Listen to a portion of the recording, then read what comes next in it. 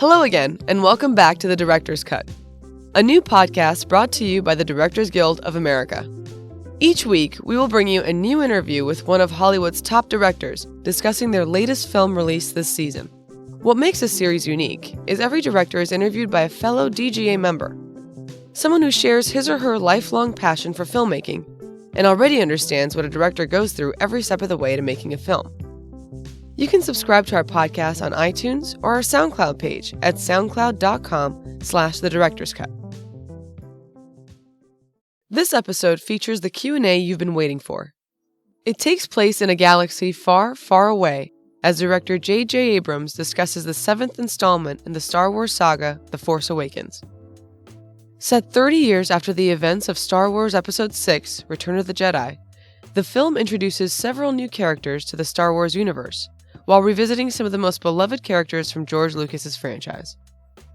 Director J.J. Abrams, a prolific TV producer known for his work on the television shows Felicity, Alias, and Lost, is no stranger to revitalizing longtime franchises. His first two feature films, Mission Impossible 3 and the 2009 Star Trek film, were successful reboots, which introduced new audiences to long-existing storylines. Interviewing Mr. Abrams is director and screenwriter Lawrence Kasdan, whose name Star Wars fans will recognize as co-screenwriter for The Empire Strikes Back, Return of the Jedi, and The Force Awakens. Mr. Kasdan is also a DGA member, having directed films like The Big Chill and Body Heat. Mr. Kasdan and Mr. Abrams spent many hours together while planning out the direction of the new film, and their mutual respect for one another is evident throughout their discussion. We invite you to listen in on their exclusive conversation, recorded on the film's opening weekend in front of a fully packed house at the DGA Theater in Los Angeles.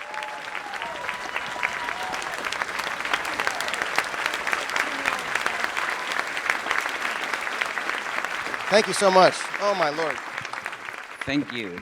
And JJ thanks you, too, if any of that was for him. So we're going to do first of all, do you know that there's another theater watching at the same time? And we're on camera over there, I hope. So it's not just these people. Don't take their good reaction to be the whole deal. It could be booing in the other room. The other thing is we have enormous, we have to have energy because we don't have much time.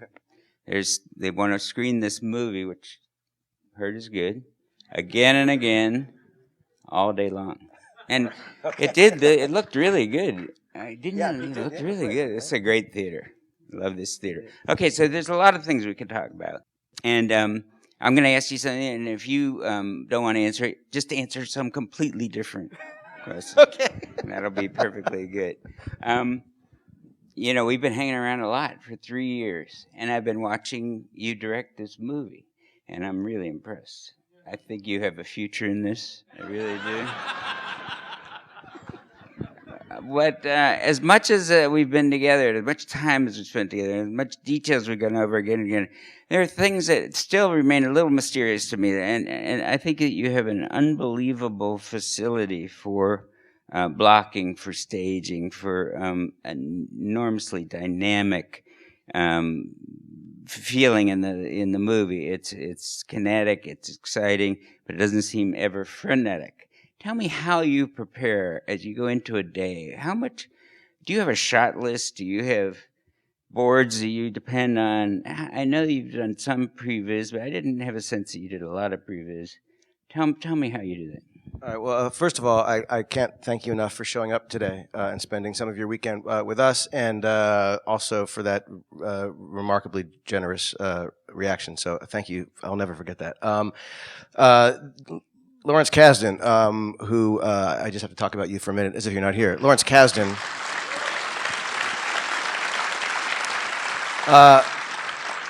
is someone who, when Kathy Kennedy first approached and asked if I'd be interested in working on Star Wars, one of the enormous, crazy, surreal enticements was working with you, and the idea that we've gotten to work together. This last few years has been just full of the most surreal experiences I've ever had in my life. And to be completely honest with you, to be here at the DGA, sitting with you, talking about a Star Wars movie that we got to make together is impossible. So I can't thank you enough for that.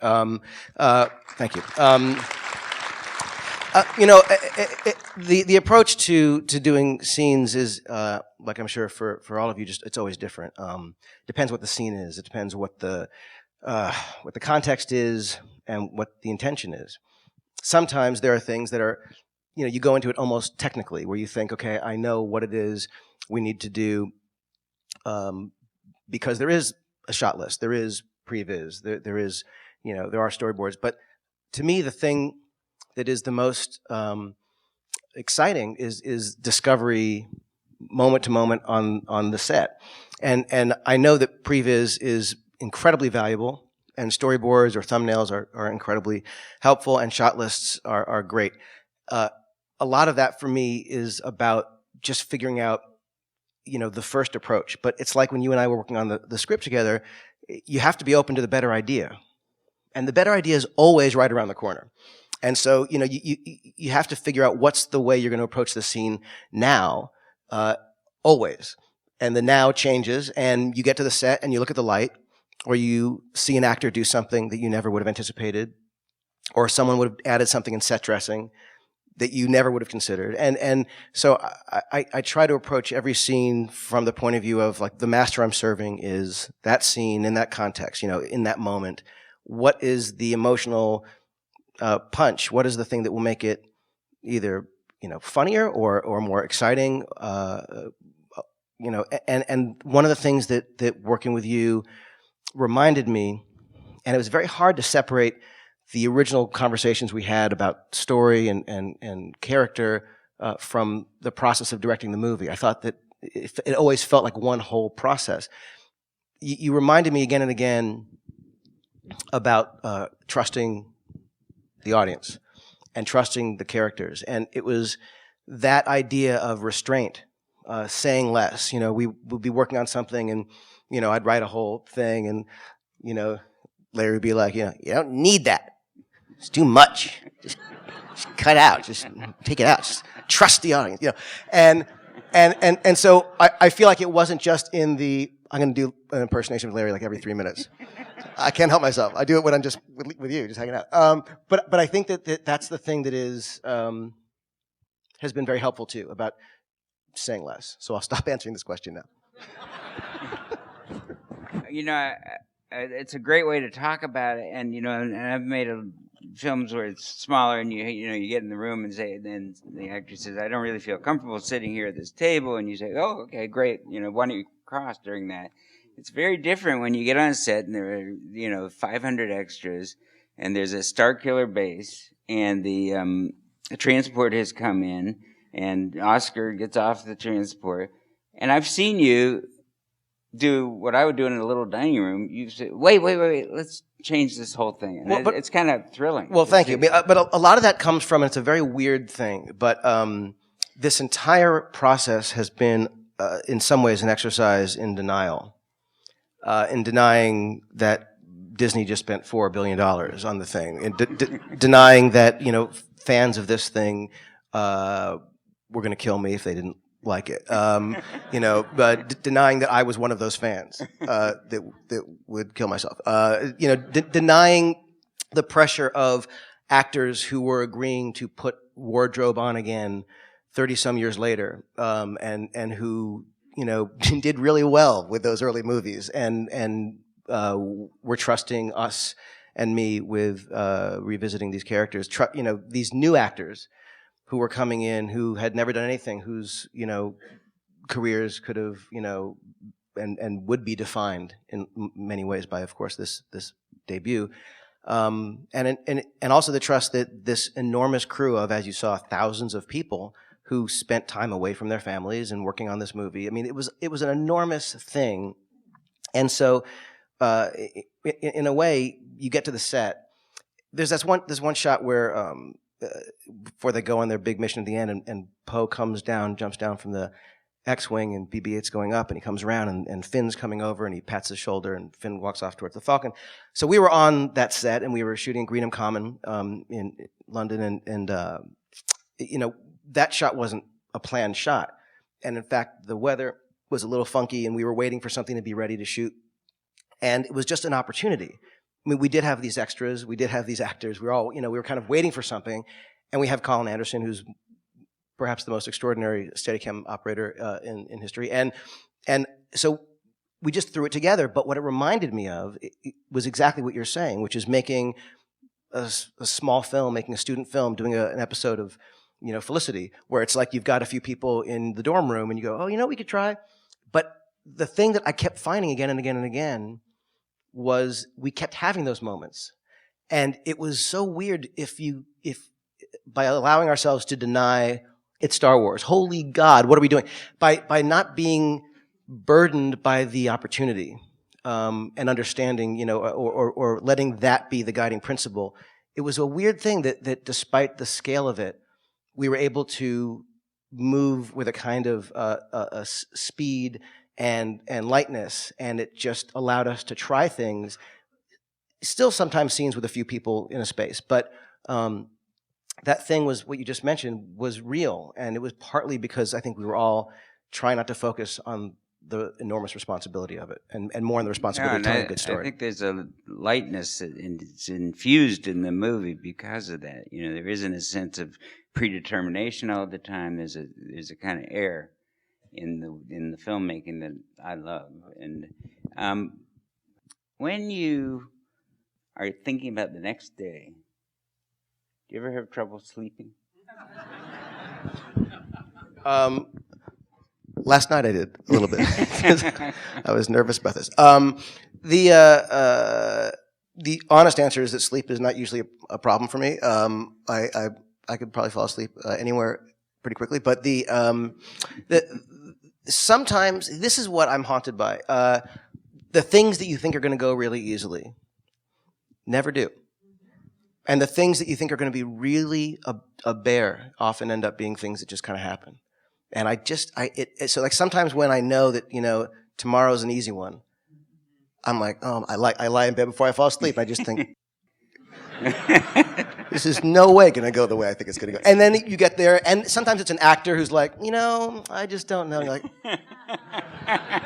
or other times, you get there and you realize that the thing that you thought you were going to do, you're going to start here and get there. You go, I can't really do that with a Steadicam, or I can't really do it with a dolly, and the crane won't work, and you realize, the thing I thought was going to work just actually doesn't make sense. Or, one of the things that was really important, I know for us in this movie was very purposely going backwards to go forwards, and to embrace, like literally a structure, finding a character in the desert, ending with a trench run, do something that felt very much a very purposeful step backwards in order to tell a brand new story with brand new characters. And clarity of story was really important.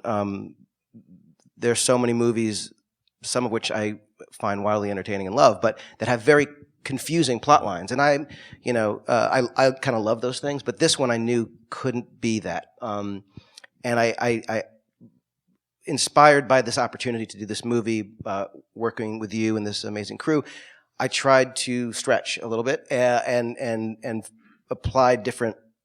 It was a different master to serve. And knowing that Star Wars is a kids movie without being a kids movie, I didn't want it to be too convoluted. So a lot of it was like about clarity, just visual clarity, and knowing where you were going, knowing that Starkiller Base was always off to the right, knowing that, the lines of action and making sure that things felt consistent. So sometimes I'd show up on set, and I'd have an intention, and then I'd realize that it wasn't quite working for what this movie required. So to answer your question, it's like the things that were sometimes simple ended up being more tricky, and the complications, were things that I couldn't really anticipate, but I would know in advance if I think that something's going to go very easily, it probably won't.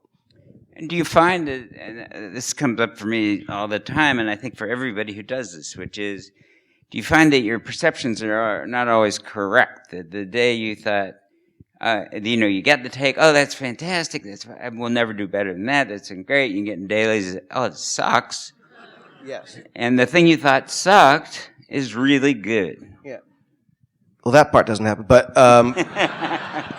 No, but it's amazing. I will, we'll go through something and do, 9 or 10 takes, and we don't usually do much more than that. I mean, there was a point where 13 was our, and like I knew it was a thing when, we did a take, and I said, that's it, let's move on, and Dan Mindel, DP, collected some money. And it was because apparently that was take 13, and that's all I've been doing for like 4 weeks is take 13. But often I was sit in the editing room with Mary Jo and Mary Ann, the editors, watching something, and take 1 was great, and take 2 was less great, and take 3 was less great, and take 4, I'm like, what the hell was my problem? Like, take 1, she killed it. That was an amazing performance, and I kept like pushing her to make it worse. Like. Keep going, you're almost bad. Keep going. It's you started by directing in television, but when you went into features, and this is only your 5th feature, but you started even with an enormous picture with Mission Impossible, and then you've done basically big pictures. Super 8's a little different, but what did you find different aside from the weight of the franchise? Aside from the history of this thing, did you find this to be a different experience for you than the last Star Trek, the Star Trek before? I gotta say, because it's Star Wars, from the very first conversation with Kathy through this moment, it's been so different on every level, and part of it is the responsibility that I feel, having fallen in love with what George Lucas created. When I was 10, I mean, I went to go see that movie like many of you, and was just, I felt like the horizons expanded, not just in terms of cinema, but life. It was this kind of reaffirming thrill ride that, like, it wasn't just fun. It was meaningful. It was spiritual. It was beautiful. It was moving. The adventure, the comedy, the design, the casting, the plot line, the music, the sound effects, the techniques to tell the story visually. It was the first movie I'd seen as a kid where I didn't know how they did it. I mean, up to that point, I'd started making movies, when I was 8, and like, Super 8 movies, and so I knew, I could see that was a matte painting. I was one of many 8-year-olds that were fans of Albert Whitlock in my school. But I like, I'm sure like many of you, I knew what a matte painting or a miniature was. I knew, how they did certain things. Star Wars, I didn't know how they did anything. Like, I couldn't understand it. It was like the most amazing thing, but that wasn't even the best part. It was that it was funny, and it had this great, so from the very beginning, this idea of continuing this saga, being a part of continuing this saga was such a thrill. And from working with you, having the every resource at our disposal,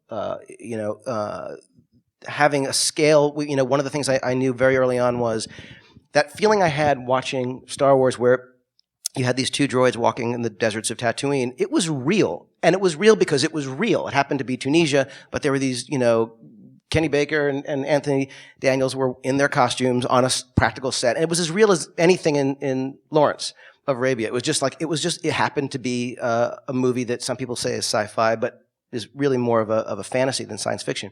And the idea that we could maybe bring that feeling back was hugely exciting to me. And so we decided very early on, we're going to travel as much as we could, build as many sets as we can. On the Pinewood back lot, we built these enormous exterior sets. We built these enormous interior sets. That whole fight in the snow was a massive set, the forest at the end. But then, like, some of the sets that even sort of look like they're sets, like the forest where she meets up with BB-8, was entirely practical. I mean, all of that, the ray of, God light coming down was just sunlight that was there because it had just rained. So it was an amazing thing to get to shoot in Abu Dhabi and get to shoot on Skellig Michael in Ireland, and all this stuff that we were getting to do. The people with whom I was working, it was like I felt like we were inheriting this thing that George had created that was impossible, and it was so precious, and yet the only way we could do our job was to not be precious about it. So it was a very strange process of inheriting something that we all loved. I mean, people on the crew, it was an amazing thing. Many had family members who had worked on the original trilogy. And so they were bringing this kind of like passion. And anyone who didn't have family who worked on it had stories about Star Wars that were as important. So the entire crew was like in this place of, desperately wanting to do their emotions proud. It's a strange thing. They wanted to do something that was going to, continue this feeling that they all felt. So to a person on the crew, they would outdo themselves every day. It's not to say that the crews on the projects I've worked on haven't been extraordinary. I feel lucky to have worked with everyone I've worked with, except for two people. But truly though, the experience on this was never like anything else. I could go on and on and on about all these different ways that's true, but it really is. And I'm just happy as when a movie comes out that there are going to be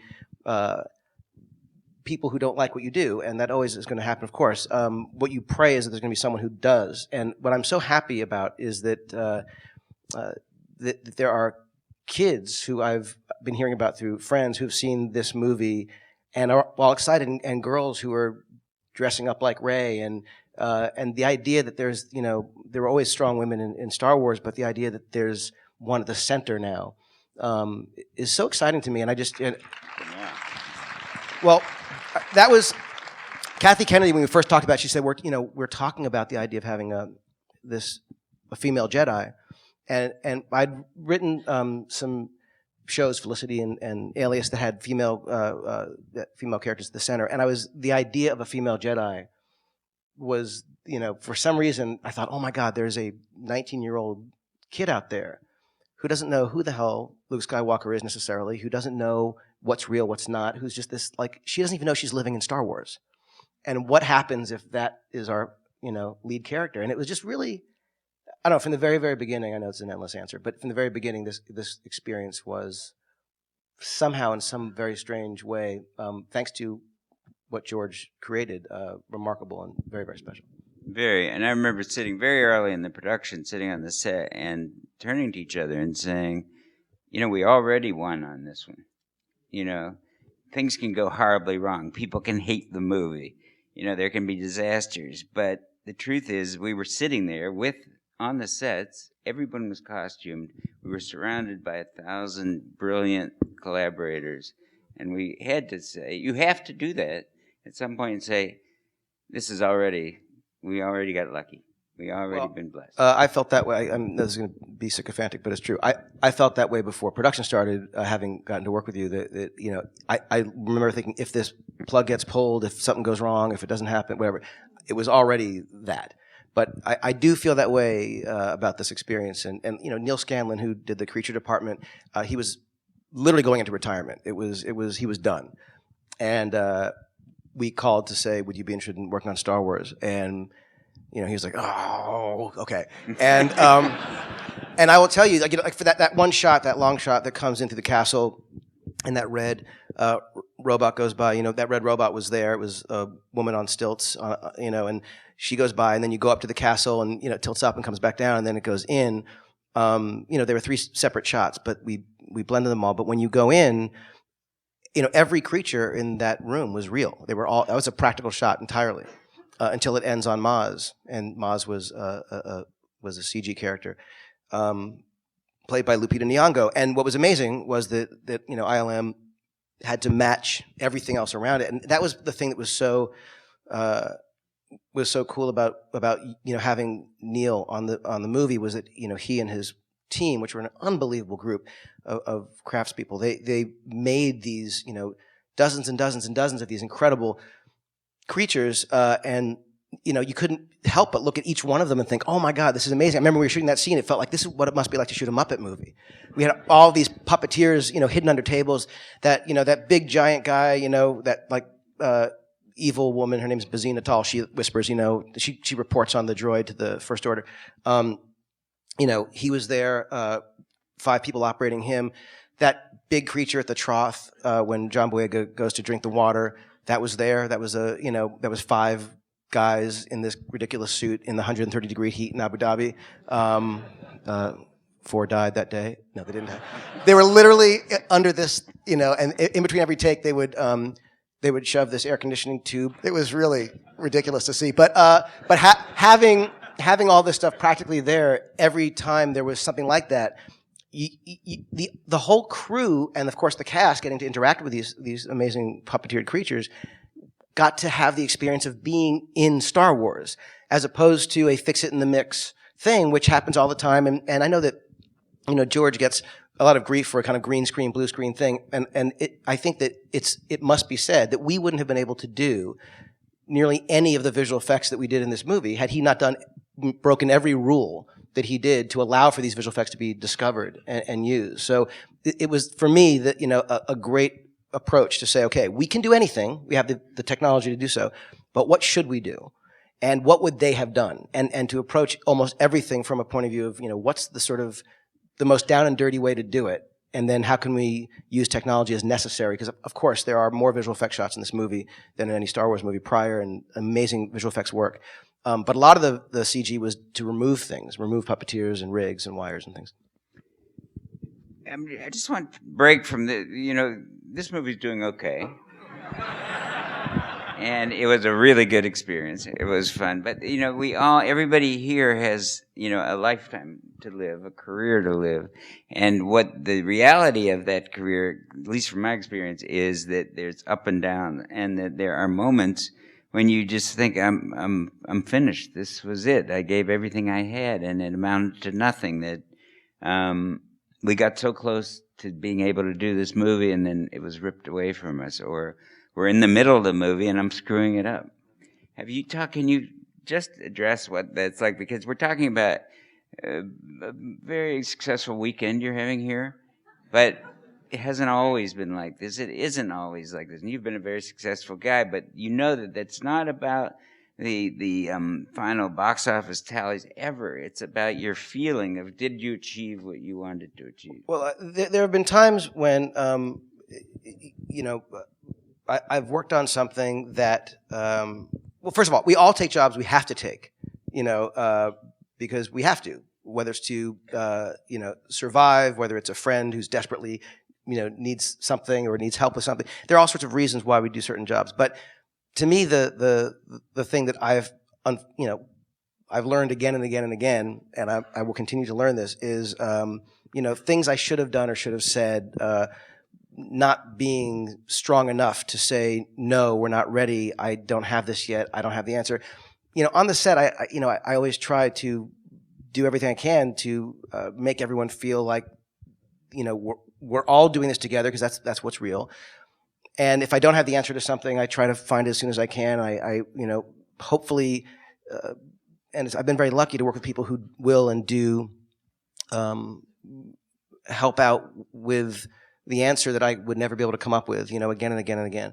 But, I would so much rather have worked on something that I thought I did my best and gave my all, and it failed, and know what I did, and think, I did then have something be successful or work that I thought I kind of phoned it in.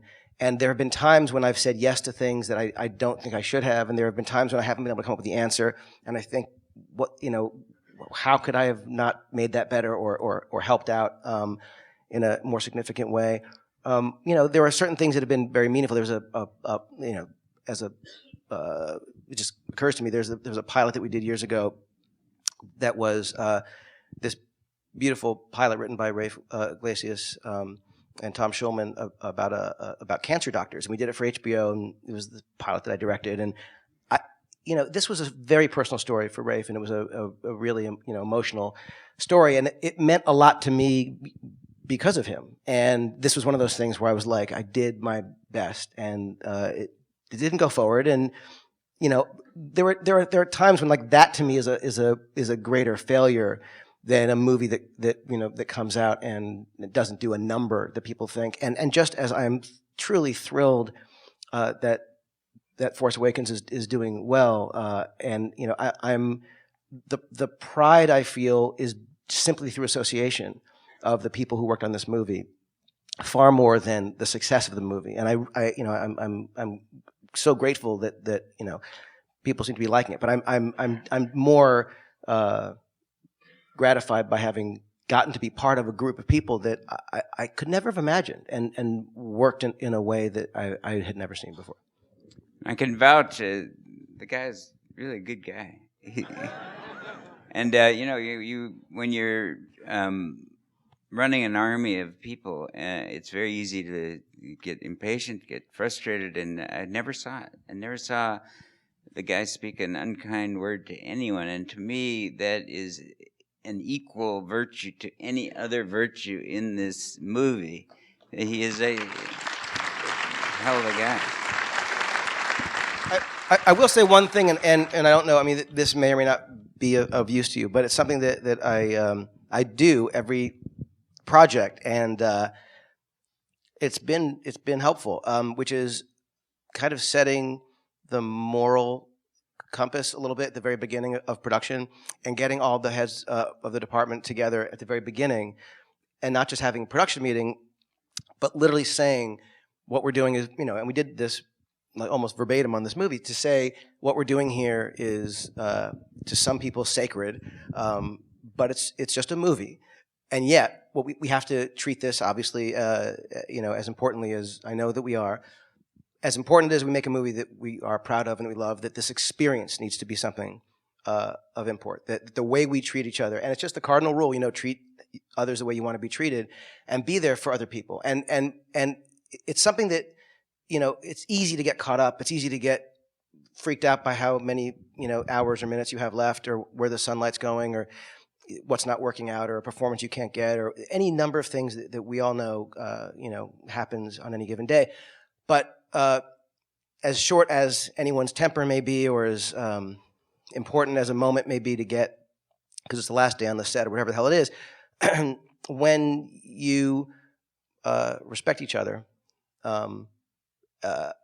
it's amazing what gets done. There was a day we were shooting in that Puzzlewood, which was the forest I was mentioning earlier, that looks fanciful and like a set, but it wasn't. And we had to trudge through this crazy, these enormous tree roots and things, and it was just a very uneven terrain, and it was a real pain in the ass. But these, people were, carrying enormous, material across, and boxes and track and all sorts of things. And one of the crew members was saying how, they would do anything for me in this movie. And it wasn't because of any other reason than we were all having a really good time. We were all respecting each other. And I heard about that, and I went over to him. I gave him this huge hug, because it was like, that's how I felt for him. I would do anything. If he told me he needed something, it was this wonderful familial thing. And I know that it sounds sort of Pollyanna-ish, and it's all, flowers and cookies, but it's not that at all. It's a lot of work. But what I've found is that when you say early on, yes, this is high stakes. Yes, this is really important. When you say respect each other as much as you can, it's the obvious thing, the most obvious thing ever. But when you say it and you see people kind of get it, and then you do it. It's amazing how that works. And one other thing I'll say is that, obviously whoever's number one on the call sheet sets the tone no matter who's directing a lot of the times. And Harrison Ford, who of course makes it look so easy, worked his ass off and was so game and hungry to do great on this movie. And not only was he great in the film, I think, but what was so cool is he was demonstrating for these new, young, wildly intimidating actors what it is to show grace. And that was amazing to watch. I'm afraid that's all the time we've got. I thank J.J. Abrams. Thank you for coming here today. Thank you all so much. Thank you.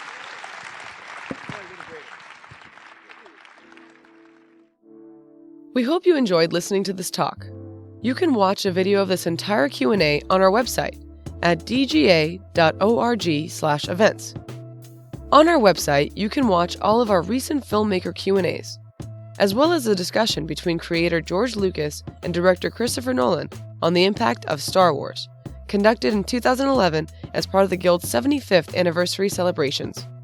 If you are enjoying the director's cut, please subscribe to it on iTunes or our SoundCloud page so you won't miss an episode. We hope you hear from us then. This podcast is brought to you by the Directors Guild of America. Music is produced by Dan Wally.